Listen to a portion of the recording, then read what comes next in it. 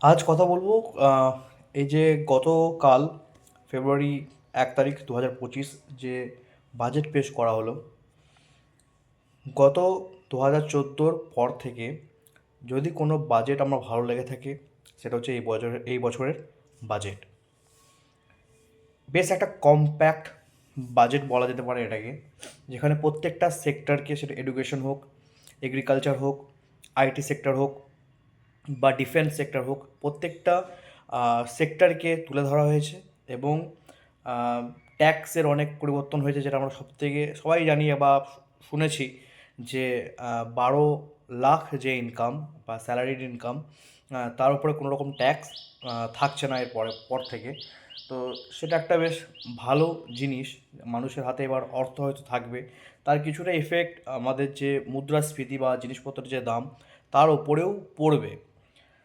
কিন্তু তারপরেও বাজেটের মূল যে লক্ষ্যগুলো ছিল তার মধ্যে ডিফেন্সটা সবথেকে বড়, যেটাতে আর কি ইনভেস্ট বা খরচা সরকার বেশি করতে চাইছে, যেটা হচ্ছে 4.9 লাখ কোটি টাকা। 4.9 লাখ কোটি টাকার মতো, যেটা অবশ্যই দরকার আছে একটা দেশের সিকিউরিটির জন্য। অবশ্যই ওই যে বাজেট পেশ করে যেটা বলা হয়েছে।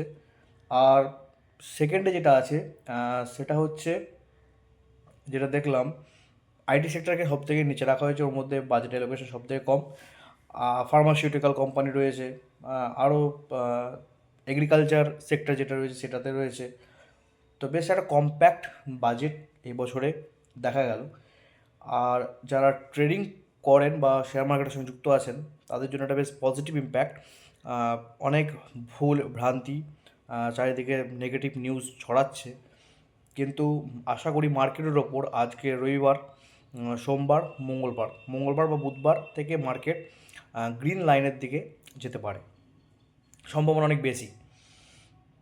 আমরা দেখলাম যে বাজেট যেদিন পেশ করা হলো শনিবার, সকালের দিকে মার্কেট বেশ উপরের দিকে উঠছিল, নিফটি ফিফটি প্রায় 600-র কাছাকাছি ছিল। সেখান থেকে নেমে 300 কাছাকাছি চলে আসে, 325 এরকম দুপুর 12টার পর। কারণ সেই মধ্যে মানুষ প্যানিক সেল করে ফেলেছে, প্যানিক সেলের জন্য হয়তো এটা হয়েছে। কারণ মার্কেটে এখন এক্সপিরিয়েন্স ট্রেডারের থেকে নিউ ট্রেডার অনেক বেশি হয়ে গেছে। তো মার্কেটে কোনো একটা কীরকম কিছু নেগেটিভ নিউজ এলেই আমরা সেই ইফেক্টটা মার্কেটের উপরে দেখতে পাই। দেখা যাক, আশা করি মঙ্গল বুধবার থেকে মার্কেট পজিটিভ দিকেই এগোবে। তবে এই বাজেটে একটা রাজ্যকে একটু বেশি গুরুত্ব দেওয়া হয়েছে, সেটা আমি এখানে বলবো না, সেটা আপনারা কমেন্ট সেকশনে জানাবেন যে কোনটা।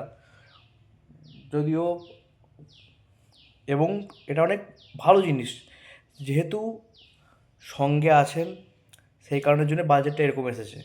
যদি এটা একতরফা ভোট হয়ে যেত, হ্যাঁ, বহু সংখ্যক ভোটে যদি জিততো, তাহলে এই বাজেট আমরা আশা করতে পারতাম না। আমার মনে হয় দেশে এইসব ডেভেলপমেন্টের দিকেই সরকারকে কাজ করা বেশি প্রয়োজন। ধার্মিক জিনিস যখন আসে কোনো দেশের মধ্যে, বা ধর্ম যখন কোনো দেশের মধ্যে আসে, সেই দেশ কখনোই উন্নতি সাধন করতে পারে না। এবার অনেকে অনেক রকম রায় থাকতে পারে, কিন্তু আমার মনে হয় কোনো একটা দেশ যদি একতরফা রিলিজনের দিকে চলে যায়, তাতে সেটা যে কোনো ধর্মেরই হোক, তো সেই দেশ কখনো উন্নতি করতে পারে না। এর যে উদাহরণ আপনারাও দেখেছেন, তুর্কি, পাকিস্তান, নেক্সট ইন্ডিয়ার কী অবস্থা ইতিমধ্যে। তো সেই জায়গা থেকে আমার বাজেট বেশ ভালো লেগেছে, কোনো রকম নেগেটিভ এর মধ্যে আমি কিছু পাইনি। আর যারা শেয়ার মার্কেটের সঙ্গে যুক্ত আছেন, একটু ঠান্ডা মাথায় ভেবে চিনতে ইনভেস্ট করুন। আর হ্যাঁ, একটা যেটা বাজেটে এসেছে সেটা হচ্ছে রিনিউয়েবল এনার্জি, যেটা আছে চিরাচরিত শক্তি। দেখা যাক মঙ্গলবার বুধবার মার্কেট কীরকম রিয়্যাক্ট করে। তো ভালো থাকুন, আর আমার সঙ্গে থাকুন। এরকম ইনফরমেশন পেতে চ্যানেলটাকে সাবস্ক্রাইব করে রাখবেন। ধন্যবাদ।